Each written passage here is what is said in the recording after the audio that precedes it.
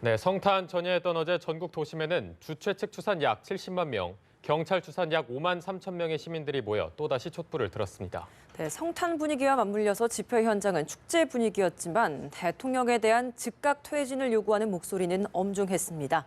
현경병 전 새누리당 의원, 최진 세한대 대외부총장 두 분과 함께 관련된 이야기 나눠보겠습니다. 어서 오십시오. 예, 안녕하십니까. 어제 벌써 9번째 촛불 집회가 열렸습니다. 어제는 성탄 전야이기도 했고 날씨도 굉장히 추웠는데 매주 주말마다 이렇게 계속 나오는 모습이죠. 예, 그렇습니다. 지금 이제 890만 명을 넘어섰습니다. 아마 다음 그러니까 11차 촛불 집회를 예정대로 할 것 같은데 그때 되면 1000만 명을 넘었을 가능성이 많습니다. 많은데 사실 그동안 진행되면서 지난 12월 3일 날 그때 230여만 명이 모였습니다. 아마 이건 세계 기록일 거예요. 네. 그러면서 그 주에 바로 그 대통령 탄핵 의결이 국회를 통과했지 않습니까? 그리고 그 이후에도 지금 이 정권에 대한 국민의 목소리를 계속해서 이어가고 있는 상황인 것 같아요. 네. 이 반면에 다른 쪽에서 보수 단체들도 맞불 집회를 열었는데 여기에도 적지 않은 사람들이 많이 몰렸어요. 예, 참 박근혜 대통령이 그동안 많은 문제가 있다라는 것은 이미 알려진 사실 아닙니까? 지금 탄핵을 해야 된다는 게 80%가 넘었었고 대통령 지지도가 5% 아래로 떨어졌던 그 기간이 상당히 오래됐다. 그래서 탄핵은 국민 대선인데도 불구하고 이제 보수 단체들이 뒤늦게 나왔지 않습니까?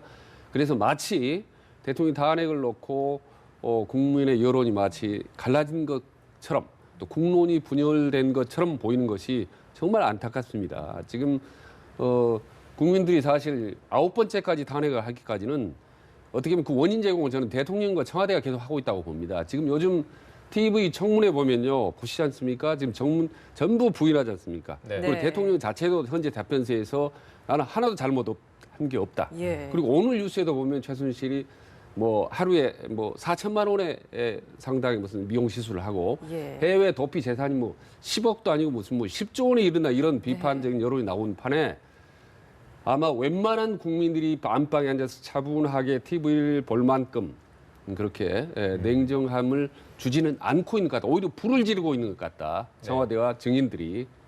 그래서 지금 9번째까지 이어지고 있다고 봅니다. 네.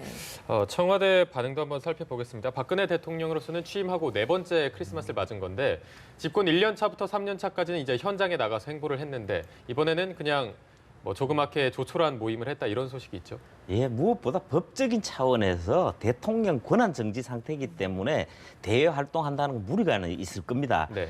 또 사실 현실적으로 박근혜 대통령이나 청와대 입장에서 봤을 때에는 법적 책임 차원, 그러니까 마지막 이제 헌재 결정이 남았지 않습니까? 네. 여기서 인용되면 그러니까 탄핵이 결정이 돼 버리면은 대통령에서 사퇴를 해야 되잖아요. 그러다 보니까 이 부분에 전력을 하는 것 같고 네. 우리가 재미나게 한번 바라볼 수 있는 부분은 과거 2004년 당시 탄핵 때의 노무현 전 대통령과는 조금 다릅니다.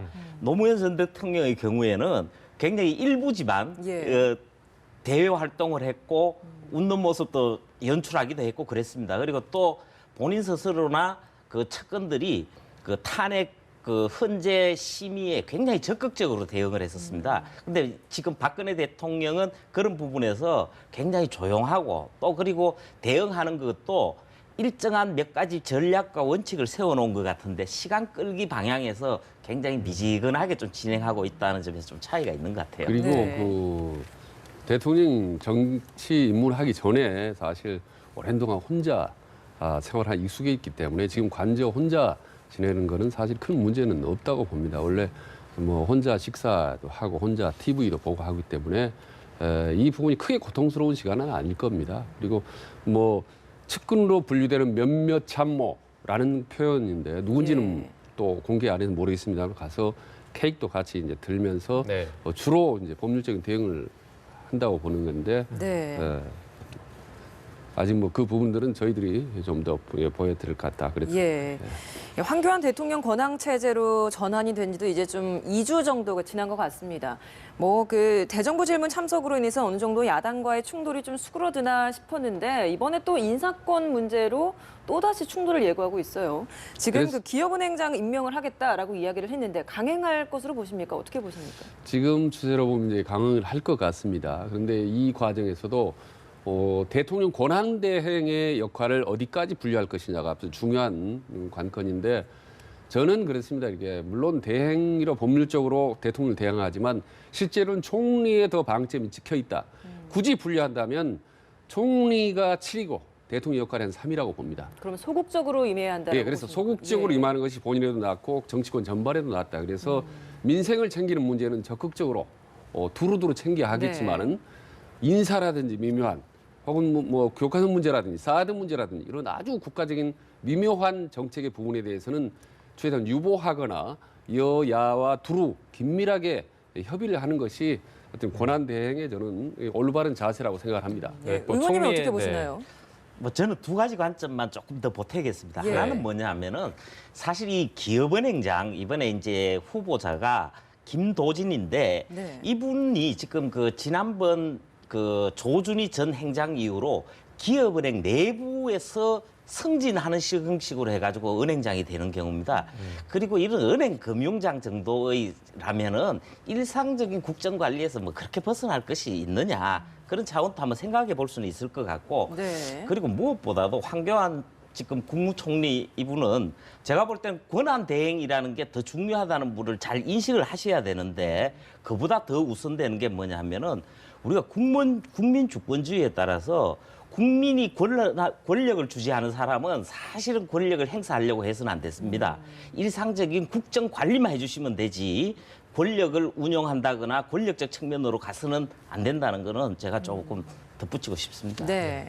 어쨌든 총리의 역할에 대해서는 두 분 다 조금 더 소극적인 모습을 보여야 된다 이렇게 정리해 주셨는데 그리고 인사권 문제 말고도 이제 국정 역사 교과서의 문제도 있지 않습니까? 이제 현장 적용 여부를 결론낼 시기도 얼마 남지 않았는데 황교안 권한대행 같은 경우는 이제 찬성론자 역할을 보이고 있어서 만약에 끝까지 강행한다면 야당과의 어떤 전면전도 나올 수 있지 않습니까? 사실 황교안 이 국무총리 겸 대통령 권한 대행 요 체제에서 몇 가지 민감한 현안이 있습니다. 그 중에 하나인데 제가 볼 때는 더 민감할 것은 나중에 가면 사드 배치 문제가 나올 겁니다. 네. 예. 그리고 그에 못지않게 국내적으로 이 국정교과서 문제입니다.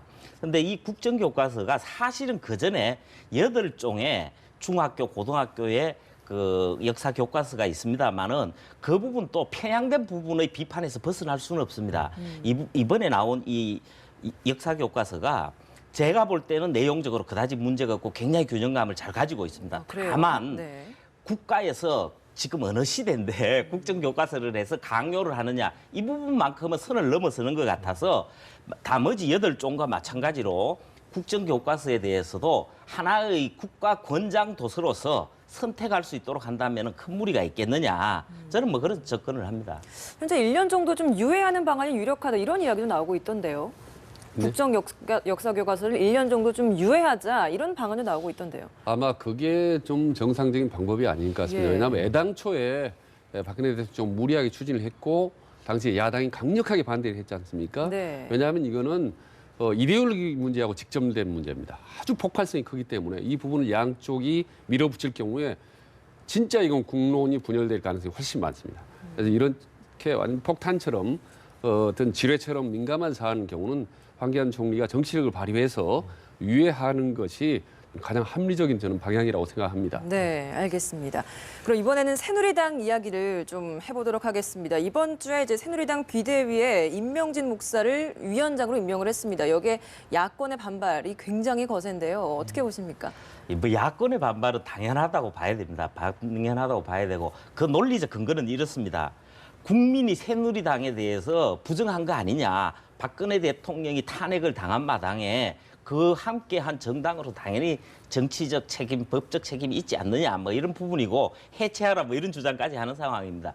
그렇지만은 사실 임명진 비대위원장이나 새누리당 입장에서는 그 부분은 그다지 신경이 안 쓰일 겁니다.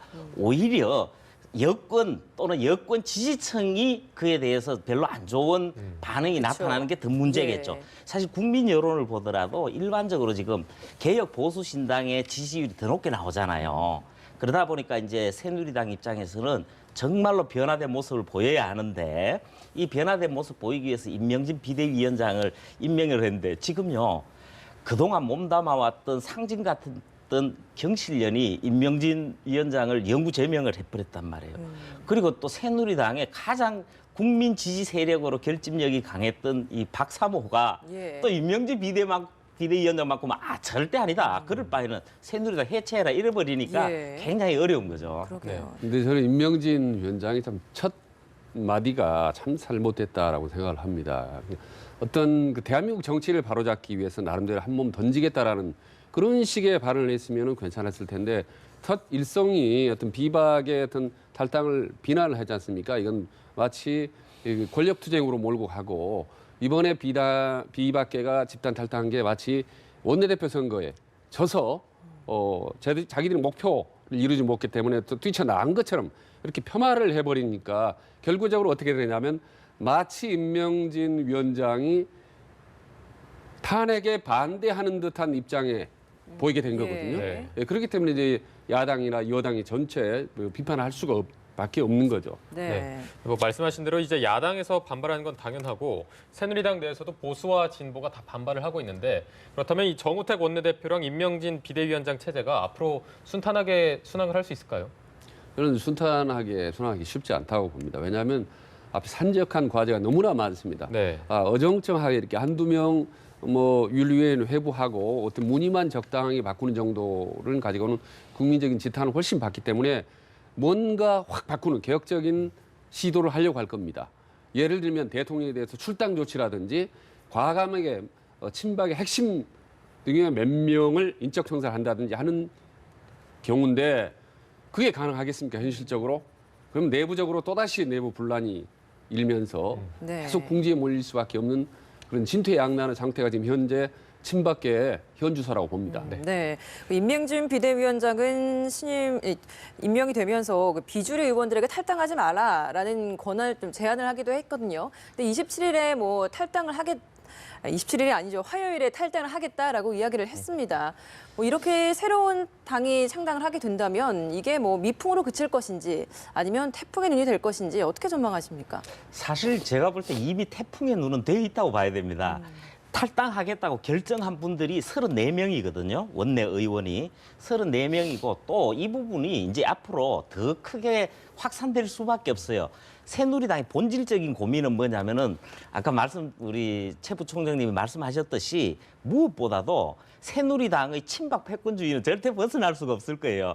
그런 점에서 임명진 비대위원장의 한계가 나올 텐데 그보다 더 중대한 전국적인 상황은 뭐냐면 1월 20일 전후한 반기문 유엔 사무총장의 귀국입니다. 사실 새누리당의 가장 큰 본질적 고민은 이제 대선 구도로 가는데 대선 후보가 없어요. 쉬운 말로 이런 표현도 해요. 불임 정당 아니냐. 그런 상황에서 그나마 기댈 수 있는 게 반기문 총장의 그 친박에 대한 우호적 그 선택 문제인데 제가 볼 때 그렇게 갈 것 같지는 않거든요. 예. 그러면은 그에 따른 2차 후폭풍은 훨씬 셀 겁니다. 네, 알겠습니다. 일단 정치권 얘기는 여기서 마무리를 좀 해보고요. 이제 최순실 국정농단 사건에 대해서 얘기를 좀 해볼 텐데 이제 내일이 구치소 청문회가 열린 날입니다. 네. 그동안 뭐 5번의 청문회를 했는데 최순실 청문회라는 말이 무색하게 최순실은 단 한 번도 나오지 않았거든요. 내일에는 나올 거라고 보십니까? 저는 뭐 가능성이 적다고 봅니다. 개인적으로 지금까지 모르쇠로 일관하고 완전히 뭐 함구하지 않습니까? 모든 네. 거를 그런 상태인데 특검에서 이제 강제적 소환해서 조사를 하는 경우 외에는 나가지는 않는다고 생각합니다. 지금 청문위원들이 전체 지금 서울구치소에 가서 내부의 어떤 회의실 같은 데 있을 겁니다. 세미나실 같은 데서 임시 청문회장을 설치해서 이제 불러낼 거 아닙니까? 근데 흔히 말하는 쇠창살 안에 이제 갇혀 있는 감옥에 이제 최순실이 있지 않습니까? 네. 근데 거기 가서 말하자면 강제로 말이죠. 손을 잡고 끌어낼 수 있는 그런 여건이 전혀 안 됩니다. 그 쇠창살 앞에 있는 감옥에 가서 설득을 할 수 있겠죠. 자, 회의실에 저쪽에 마련돼 있는 청문회장은 이번에 좀 나와 주시오. 좀 나와달라. 강력하게 촉구를 하겠지만 당연히 최순실 입장에서는 안 나가겠죠. 그럼 방법이 없기 때문에 아마 내일도 청문회장에 나타날 가능성은 매우 낮다 네. 생각합니다. 오늘 오후에는 특검이 정호성 전 비서관을 소환했습니다. 본인의 혐의에 대해서는 전혀 입을 열지 않고 이거 전면 부인하고 있는데 박 대통령의 혐의에 대해서는 어떻게 좀 입을 열 수 있을까요? 아니 어쩔 수 없이 인정할 수밖에 없는 몇 가지 사안들은 있습니다. 왜 그러냐면은 정호선 전 비서관이 일을 꼼꼼하게 하려고 하다 보니까 대통령 지시사항을 다 녹취를 해버렸기 때문에 그 녹음 파일이 굉장히 많습니다. 어마어마한 분량입니다. 그 속에 다 숨길 수 없는 증거들이 나오기 때문에 수긍을 하는 것이고 사실 특검이 12월 1일 날 출범을 했습니다. 해서 준비 기간을 거쳐서 이제 어제 그 최순실 씨, 이제 김종 전 차관 비롯해서 핵심 증인들을 다 소환을 해서 조사를 하고 있습니다만은 그 과정에서 저는 정호성 비서관의 부분은 확인하면 되는 부분입니다. 지금 부분들은 네. 되는데 제가 볼 때는 앞으로 이런 표현을 좀 덧붙이고 싶습니다. 너무 빠진 핵심 증인들이 많아요. 연루자들이. 네. 정윤회 씨라든지 3인방 중에서 이재만 전 총무비서관이나 네. 안봉근 그 홍보기획 전 비서관이라든지 이런 관련자들에 대한 소환 조사도 해야 전체의 아구가 맞아떨어질 겁니다. 네. 이제 오후에 정호성 전 비서관도 나올 테고 그리고 이제 오후 2시에는 어제 있었던 그 김종 전 차관이 다시 재소환되지 않습니까? 어떤 내용들이 조금 다뤄질까요?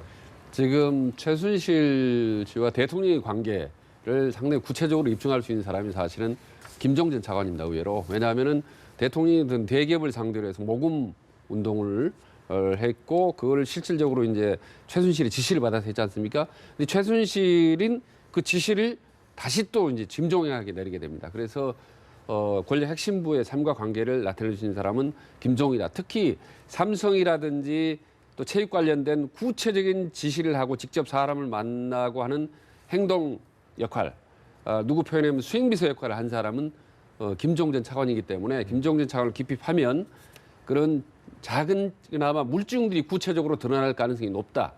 그래서 대기업과 대통령과 어떤 최순실의 삼각관계를 파헤치는데 그 중요한 어떤 창구, 그 수단으로 김종전 차관이 좀 조사를 집중적으로 받을 가능성이 높다고 봅니다. 네. 네, 이 특검 조사가 이제 막 시작이 됐는데 부디 지금 어제 촛불 집회에 모였던 그 시민들의 마음을 좀 뚫어줄 수 있는 좋은 조사가 좀 이루어졌으면 좋겠습니다.